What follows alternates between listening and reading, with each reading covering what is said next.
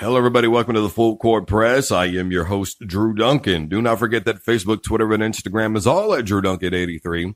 And don't forget to find me on YouTube. Simply search out Drew Duncan. And when you share our post, always use the hashtag, don't you dare touch that dial. Already, we've talked a little NCAA tournament. Now I want to get into the UFC and this whole Conor McGregor deal. Okay. I'm not going to get into what happened outside of the Octagon because we don't fully know the entire story yet. We've seen a little clip of video. And plus, I don't really get into that stuff anyways. I'm not a politician. This is not a political program. This is a sports show. So talk about sports. That's all there is to it. Conor McGregor has been going kind of wild lately on social media. And what I want to get into is this whole Nate Diaz thing, right? Nate Diaz put out a tweet, 185 question mark. Conor McGregor responded, "You know me, mate. I don't give a F about the weight." All right. You don't care about the weight. Cool.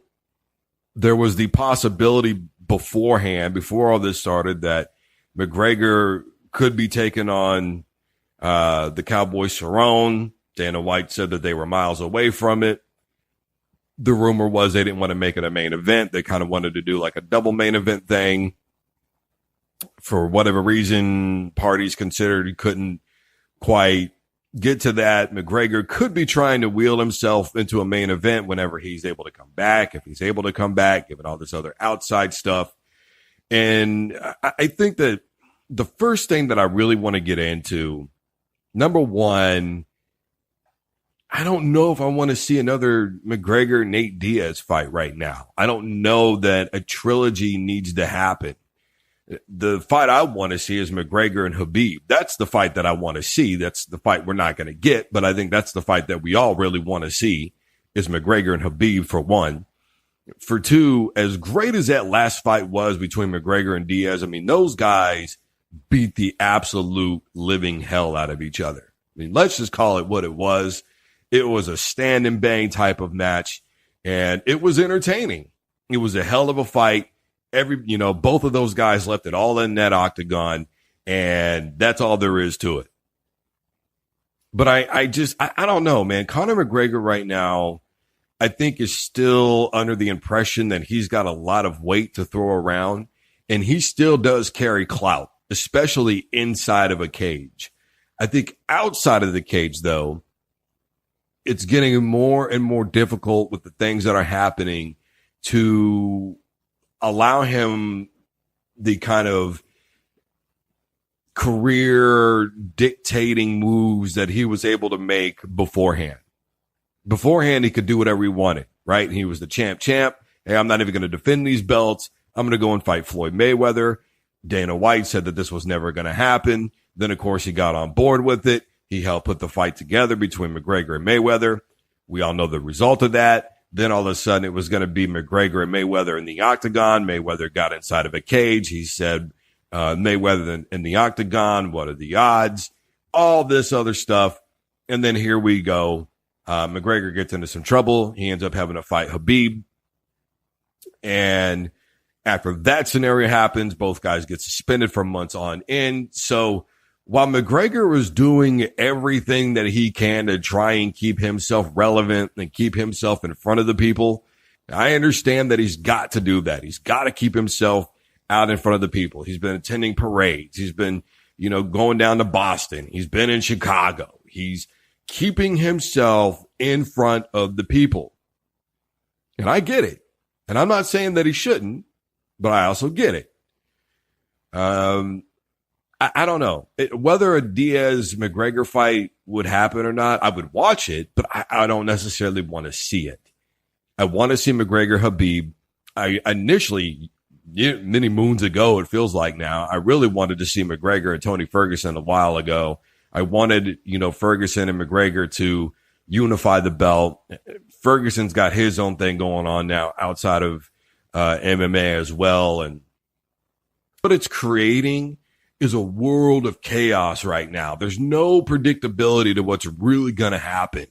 And it's hard for me to look at all these situations and go, well, this is the fight that I would want to see. This is the fight that needs to happen, when we don't even know what we're going to get, if we're going to be able to get another McGregor fight. I mean, initially it was a 6-month suspension. Now we don't know what's going to happen further down the road. With Habib, it was a 9-month suspension. Now we don't know what's going to happen further down the road. And it's all these things that don't have anything to do with MMA continue to take shape. It is going to change the entire landscape of the UFC. And I think that this is going to be a time now where you may see Bellator try to make a move in on the market real tough. They've already been making a move. Right now, you've got McGregor, who was your golden ticket to keep your brand relevant, out of the market. When McGregor does anything, he keeps the UFC relevant. He keeps the UFC in your mouth. He keeps the UFC in the forefront of your thoughts. He's consistently putting out tweets. He's constantly showing up places. McGregor is still carrying a big portion of the UFC. And understand that I am no casual. All right? Before anybody goes, oh, you're just a casual. I'm not going to play that, buddy. Because I have interviewed face-to-face Royce Gracie. I have interviewed face-to-face John McCarthy. I've had Cub Swanson on my program on 3 different occasions. I interviewed Tony Ferguson a couple of years ago when he was still an undefeated fighter. I have talked to Kat Zingano, Amanda Nunes. I have had Felice Herrig on my program. So before anybody starts saying, well, you got the wrong one. The real reality of it is Conor McGregor, even while not fighting, is keeping the UFC relevant. But the longer he goes without fighting, the less relevant he becomes and the less relevant the UFC becomes. And that is the key. How do you stay in the forefront? The same thing with the NFL. Look, I can't tell you how many radio stations I have worked for where they've said, dude, you could talk NFL year round. Football is always on the mind of people. And with the UFC, there's already been trouble. They came to Wichita, Kansas, and a lot of people were upset because the fights were not on television. You had to have the app. They weren't even showing it, if I remember correctly, on the UFC Fight Pass. They weren't streaming it on their own site.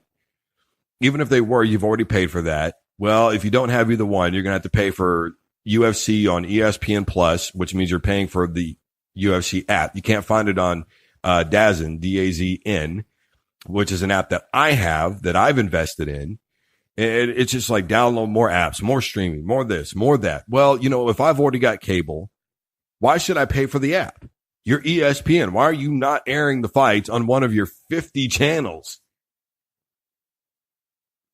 So the UFC is already kind of ran into difficulty with marketing, I think, because the transition has been very rough going from Fox to ESPN. Because as you know, when it was on Fox, they had fight nights very frequently. They were on Saturdays and they were live broadcasts where everybody could see it. You didn't have to have cable, which is the way sports should be.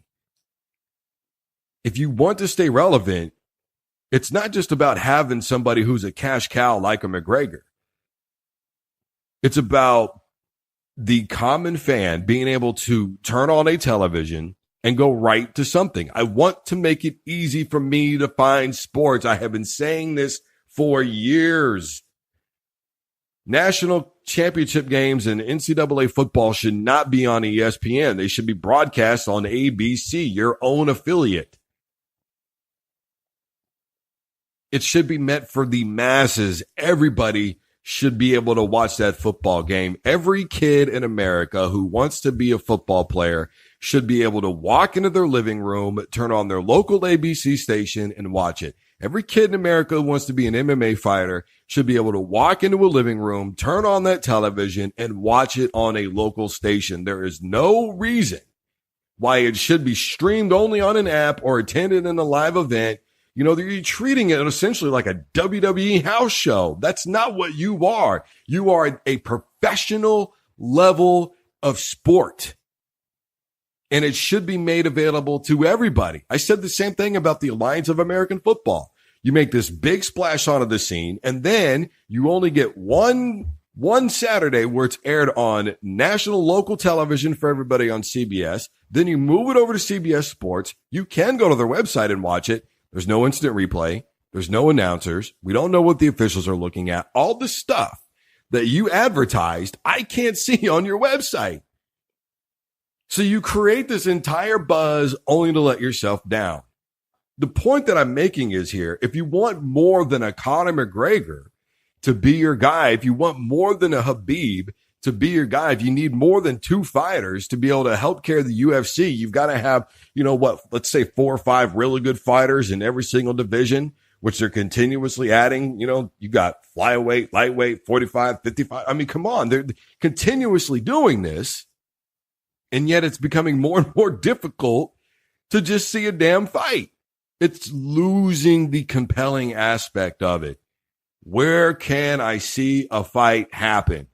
Where can I watch sport? And the longer you just either go to the pay-per-view market and stream it and that's it, I think the more difficult it becomes to do this. You can't be so heavily reliant on one guy who is a giant in marketing and Conor McGregor to continuously carry your brand forever. Even if there was no trouble for McGregor outside of the octagon, let's say none of this other stuff ever happened. Eventually, one day, he's going to retire. Who's his successor? Have you attempted to even groom anybody else? I interview a lot of fighters, man. Some of them love being interviewed. Some of them don't. Uriah Hall was on the program once, and the dude was in a bad mood. He was cutting weight. It was a couple of days before his fight. He was tired. He was in a different time zone. He's having to, do all this contractual stuff with the media and talk to everybody. And he just didn't want to do it that day. He just didn't feel like it. We're talking about a guy who's normally peppy and, in high spirits. And he just was on the show and he just was kind of in a hell with the type mood. Some people love it. Some people don't. And everybody's got their days.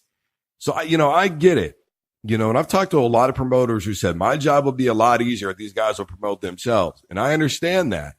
But it's also partly your job. You're titled promoter. Your job is to promote. That is what you do, in case you forgot.